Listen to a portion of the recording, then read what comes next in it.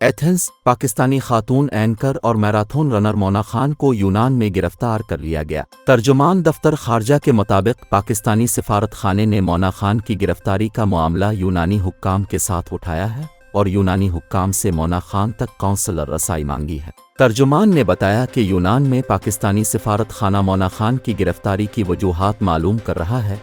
पाकिस्तानी सिफारत खाना खातून एंकर के running coach मुल्क यूसुफ से भी राब्ते में है। दूसरी जानिब कोच मुल्क यूसुफ का कहना है कि मोना खान 2 रोज़ कबल हाइकिंग के इवेंट में शिरकत के लिए एथेंस पहुंची थीं।